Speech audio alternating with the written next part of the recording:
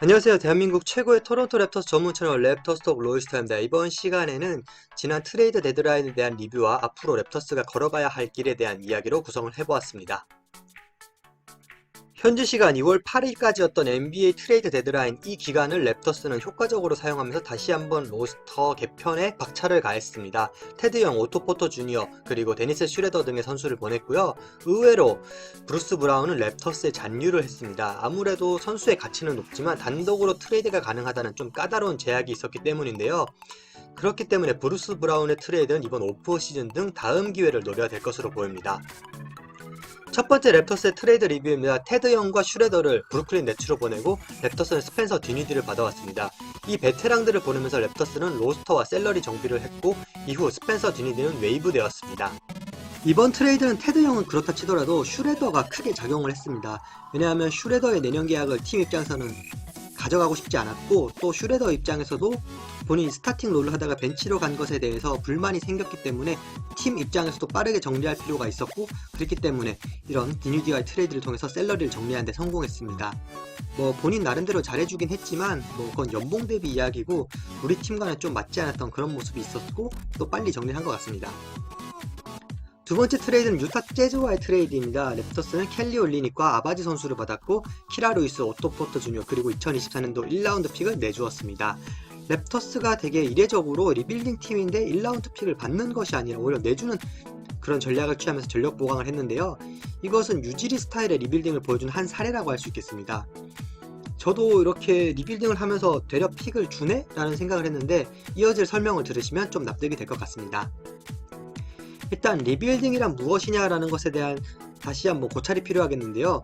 리빌딩은 미래 경쟁력 있는 로스터로 로스터의 체제를 전환하는 것입니다. 그렇기 때문에 미래의 선수를 뽑는 픽이 중요하지만 꼭 픽일 필요만은 없습니다. 그 예가 지난 뉴욕 닉스와 있었던 오지 아누노비 트레이드가 되겠는데요. 픽보다는 선수 위주로 트레이드가 이루어졌었죠. 그리고 미래의 승리를 위해서는 베테랑의 존재, 그 경험 역시 무시할 수 없습니다. 그리고 그 베테랑이 랩터스 입장에서는 캐네디언이라면 더 이상 더할 나위가 없겠죠. 켈리 올리닉 같은 경우는 기량도 괜찮은 데다가 랩터스에서 은퇴하고 싶다라고 인터뷰를 할 만큼 이 캐나다에 대한 로열티가 있는 선수이기 때문에 앞으로 좀 기대해봐도 좋을 것 같습니다. 마지막으로 이제 랩터스의 신인 드래프트의 현황 때문에도 1라운드 픽 하나는 내줄 수 있었던 상황이었는데요. 일단 랩터스 내년 드래프트 픽을 3개를 가지고 있습니다. 즉 3명의 신인을 뽑아야 되는데 3명의 신인을 뽑는다면 지나치게 로스터가 신인 위주로 돌아갈 수도 있고 모든 신인을 관리하는 것이 힘들다는 그런 단점도 있죠. 그리고 이 아바지라는 선수에 대해서 랩터스가 높게 평가를 하고 있습니다. 투웨이 플레이어가 될 수 있는 잠재력이 있다고 하고요. 또한 2024년 클래스의 낮은 평가 역시 한 개쯤의 픽은 줄 수 있다라고 생각한 판단의 근거가 되겠습니다.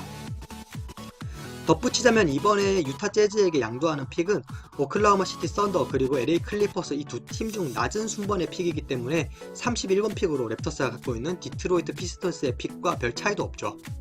반면 숱한 트레이드 루머가 나왔던 랩터스의 성골과 진골, 크리스 부시에와 게리 트렌트 주니어 이 두 선수들은 결국 잔류에 성공했습니다. 왜 트레이드가 이루어지지 않았는지는 내부의 관계자들밖에 모르겠죠. 그리고 이 두 선수 트레이드 데드라인까지 다른 멤버들의 트레이드가 이루어지면서 본인의 입지에도 변화가 생겼는데요. 일단 게트주 같은 경우에는 또 다른 공격형 가드 데니스 슈레더가 이적을 했기 때문에 잔류 가능성도 좀 높아졌고요. 반대로 크리스 부시에 같은 경우에는 좀 겹치는 선수인 올리닉이 영입되면서 입지가 좁아졌을 수도 있습니다.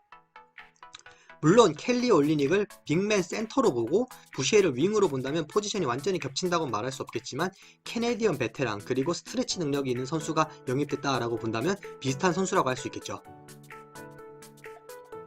NBA 로스터에는 한 팀당 15명의 선수를 배치할 수 있습니다. 그렇지만 랩터스 이번 시즌 가운데 벌써 8명의 선수가 이적을 했습니다. 파스칼 시아캄, 오지 아누노비, 데니스 슈레더, 프레셔스 아치와 말라카 에플린, 오토 포터 주니어, 테드 영, 그리고 크리스찬 콜로코. 영입된 선수로서는 RJ 베러, 엠마누엘 퀴클리, 브루스 브라운, 켈리 올리닉, 아바지, 또 에셋까지 이야기하자면 2024년, 2026년에 인디애나의 1라운드 픽 그리고 2024년에 디트로이트로부터의 2라운드 픽을 받게 되었습니다. 그리고 덤으로 11.4밀리언의 트레이드 엑셉션을 받긴 했지만 랩터스 입장에서는 더 셀러리를 늘린다기보다는 줄여나가야 되는 방향이기 때문에 이 트레이드 엑셉션은 사용하지 않을 것 같습니다. 이렇게 많은 선수들이 팀을 떠나고 들어오게 되면서 주전 라인업에도 큰 변화가 생겼는데요. 현재 베스트 5 라인업은 엠마누엘 퀴클리, 게리 트렌트 주니어, RJ 베러, 스카티 반지 그리고 야코 퍼틀입니다. 그리고 팀 페이롤에도 큰 변화가 생기면서 이번 시즌 리그 16위 그리고 다음 시즌은 리그 25위로 확실히 샐러리가 줄어들게 되었습니다. 리빌딩 팀에게는 샐러리가 주는 것은 좋은 것이죠. 일단 트레이드 데드라인이 끝나면서 랩터스의 로스터에선 더 이상 변화가 없고, 그렇기 때문에 시즌 중 그리고 오프 시즌에 해결해야 될 새로운 과제들이 생겼습니다. 일단 랩터스 첫 번째로는 빅3를 새로 구축해야 됩니다. 엠마누엘 퀴클리와 RJ 베러 이 두 선수가 큰 신임을 받고 있기 때문에 이들과 함께 랩터스는 새로운 빅3를 반주와 함께 구축을 해야 될 것으로 보이고요. 또 뭐 주전 라인업이야 뭐 퀴클리랑 베럿이 들어오면서 좀 숨통이 트이지만 벤치는 진짜 이제부터 다시 시작해야 되는 상태가 되었습니다. 신인을 뽑는 것은 내년의 이야기이고, 일단 남은 시즌 동안에는 그레이디 딕과 아바지 같은 선수가 성장해주면서 그 자리를 꼭 메꿔야만 하는 상황이 되었습니다. 일단 크리스찬 콜로코가 빠진 백업 센터는 뭐 올리닉이 어떻게 메워줄 수 있다고 하지만, 백업 핸들러 같은 경우에는 지금 랩터스 로스트에서 핸들러를 볼 수 있는 카드가 없기 때문에 이번 시즌 내에서는 해결 불가 과제라고 할 수 있겠습니다. 그렇다면 오프 시즌의 숙제, 드래프트를 통한 선수들의 보강입니다.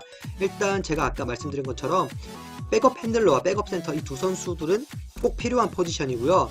드래프트 픽을 통해서 직접 픽으로 뽑거나 아니면 드래프트 픽을 트레이드하면서 선수로 보강을 하는 그런 방향이 있습니다. 또한 중요한 것 중 하나는 브루스 브라운의 트레이드입니다.